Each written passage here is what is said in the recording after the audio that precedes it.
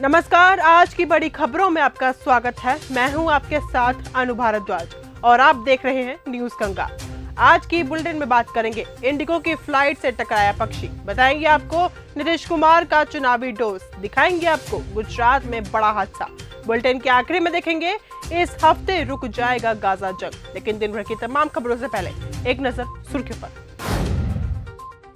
Udaipur files को release होने दी, रोक लगाने वाली याचिकाओं को सुनने से सुप्रीम कोर्ट का इनकार।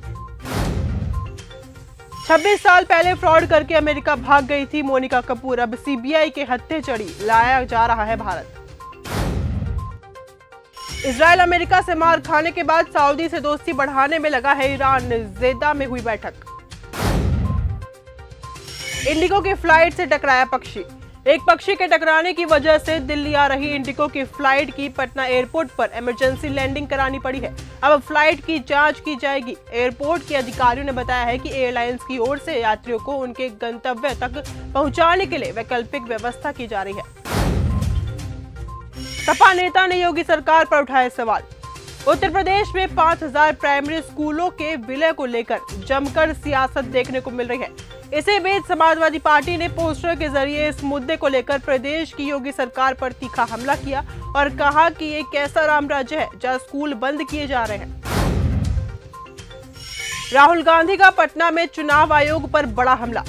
बिहार में वोटर लिस्ट रिवीजन के खिलाफ बिहार बंद किया जा रहा है। इसी के चलते आरजेडी नेता तेजस्वी यादव और कांग्रेस सांसद राहुल गांधी चुनाव आयोग के दफ्तर तक मार्च कर रहे हैं। हालांकि उनके मार्च को रोका गया है। राहुल गांधी ने इस मौके पर कहा कि महाराष्ट्र में चुनाव चोरी हुआ, बिहार में भी वही हो रहा है। साथ ही उन्होंने कहा कि वोटर लिस्ट रिवीजन वोट छीनने का तरीका है। सपा के सबसे मजबूत वोट बैंक पर चोट देने की तैयारी। बीजेपी ने प्लान बनाया है कि जहां पर मुस्लिम आबादी ज्यादा है वहां पर मुस्लिम प्रत्याशियों का समर्थन करना भविष्य के लिए फायदेमंद हो सकता है। इसके लिए भरोसेमंद मुस्लिम प्रत्याशी और कार्यकर्ताओं की तलाश में पार्टी का अल्पसंख्यक मोर्चा जुट गया है। दिल्ली में पुरानी गाड़ियों को लेकर वीरेंद्र सचदेवा का बड़ा बयान। दिल्ली बीजेपी अध्यक्ष वीरेंद्र सचदेवा ने पुरानी गाड़ियों पर प्रतिबंध को लेकर विश्वास जताया है कि रेखा गुप्ता सरकार सुप्रीम कोर्ट में लोगों को समस्याओं को प्रभावी ढंग से प्रस्तुत करेगी। उन्होंने कहा कि बीजेपी की मंशा है कि सभी तकनीकी रूप से सही वाहनों को न्यायिक राहत दिलाई जाए, जिसमें आम नागरिकों को राहत मिल सकती है। वोटर लिस्ट रिवीजन के खिलाफ आज बिहार बंद। बिहार बंद के दौरान नालंदा के सोसराय थाना क्षेत्र के 17 नंबर चौक के पास गलतफहमी में आरजेडी कार्यकर्ताओं ने एक छात्र की पिटाई कर दी। हालांकि बीच बचाव भी आरजेडी समर्थकों ने ही किया। दूसरी ओर लेहरी थाना क्षेत्र के अस्पताल चौराहा पर साइकिल चोर समझकर एक युवक की पिटाई कर दी गई। बीच बचाव में समर्थकों और पुलिस ने किया। नीतीश कुमार का चुनावी डोज। चुनावी वर्ष में महिला वोटर्स को साधने के लिए मुख्यमंत्री नीतीश कुमार ने एक बड़ा फैसला लिया है। मंगलवार को नीतीश कैबिनेट की बैठक में यह निर्णय लिया गया है कि अब जितनी भी बहालियां होंगी उसमें सिर्फ बिहार की महिला अभ्यर्थी को ही 75% आरक्षण मिलेगा। चुनावी साल में भले इस तरह का निर्णय लिया गया है, लेकिन इसका स्वागत भी हुआ है। हरियाणा पंजाब में ईडी की बड़ी कार्रवाई। हरियाणा पंजाब में ईडी ने बड़ा एक्शन लिया है। 11 ठिकानों पर ईडी ने छापेमारी की है। ये एक्शन डंकी रूट मामले में लिया गया है। इस मामले में ईडी ने मनी लॉन्ड्रिंग की जांच शुरू कर दी है, जो कि पंजाब और हरियाणा पुलिस की ओर से दर्ज की गई 17 एफआईआर पर आधारित है। हेमंत के निशाने पर 1400 परिवार। असम की बीजेपी सरकार थर्मल पावर प्लांट के लिए अभियान चला रही है। ये ऑपरेशन 1400 परिवारों के खिलाफ चलाया जा रहा है। मंगलवार को इस ऑपरेशन की शुरुआत हुई, बाद में हिंसा भड़क उठी। लोगों ने एक बुलडोजर पर पत्थर और ईंटें फेंकनी शुरू कर दी, जिसके बाद से पुलिस को उन्हें तितर-बितर करने के लिए लाठीचार्ज करना पड़ा। गुजरात में बड़ा हादसा। गुजरात में महिसागर नदी पर बना ब्रिज ढह गया। पुल के ढहने से अब तक 5 वाहन उसमें गिर चुके हैं। 8 लोगों की मौत हो गई है और कुछ लोगों को बचा लिया गया है। मुख्यमंत्री भूपेंद्र पटेल ने तकनीकी विशेषज्ञों को घटनास्थल पर भेजकर जांच सौंप दी है। आलिया भट्ट की एक्स मैनेजर गिरफ्तार। जोहो पुलिस ने आलिया भट्ट की एक्स मैनेजर वेदिका प्रकाश शेट्टी को एक्ट्रेस संग धोखाधड़ी करने के आरोप में गिरफ्तार किया है। वेदिका पर आलिया भट्ट के प्रोडक्शन हाउस और अभिनेत्री के खाते से कथित तौर पर पैसे ठगने का आरोप है।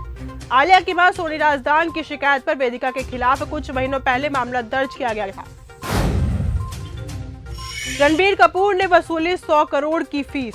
रामायण को अब तक की सबसे बड़ी भारतीय फिल्मों में से एक माना जा रहा है। रणबीर कपूर, यश और सई पल्लवी के इस फिल्म का फर्स्ट लुक जारी हो गया है, जिसने लोगों को काफी इंप्रेस किया है। 1600 करोड़ रुपए के बजट पर बनी ये फिल्म हिंदू एपिक रामायण पर बेस्ड है। भारत की नर्स को अगले हफ्ते होगी यमन में फांसी। भारत की नर्स निमिषा प्रिया को यमन में अगले हफ्ते फांसी दी जा सकती है। 37 साल की निमिषा यमन के एक नागरिक का मर्डर करने के आरोप में दोषी पाई गई थी। इसी के बाद पिछले साल राष्ट्रपति ने उन्हें सजाए मौत देने का ऐलान कर दिया। हालांकि उनका परिवार मदद की गुहार लगा रहा है और इस फांसी को रोकने के लिए हर मुमकिन कोशिश कर रहा है। बांग्लादेश में शेख हसीना का सबसे खतरनाक ऑडियो वायरल। शेख हसीना का एक ऑडियो लीक हुआ है, जिसमें वे प्रदर्शनकारियों को पकड़ो और गोली मारो का आदेश देते हुए सुनाई दे रही हैं। ये ऑडियो पिछले साल हुए विरोध प्रदर्शनों से जुड़ा है, जिसमें लगभग 1500 लोग मारे गए थे। ये ऑडियो शेख हसीना के खिलाफ चल रहे मानवता के खिलाफ अपराधों के मुकदमे में अहम सबूत बन सकता है। इस हफ्ते रुक जाएगी गाजा जंग। इस हफ्ते गाजा युद्ध विराम की उम्मीद है। ट्रंप और नेतन्याहू की मुलाकात के बाद 60 दिन के अस्थायी युद्ध विराम पर चर्चा हुई है, लेकिन अभी भी कुछ मुद्दों पर पेच फंसा हुआ है। नेतन्याहू की ट्रंप के साथ गाजा पर चर्चा से पहले कतरी डेलीगेशन ने अमेरिकी अधिकारियों से मुलाकात की थी। तो फिलहाल आज की इस बुलेटिन में सिर्फ इतना ही। देश और दुनिया की तमाम खबरों के साथ ऐसे ही जुड़े रहने के लिए देखते रहिए न्यूज़ गंगा। धन्यवाद।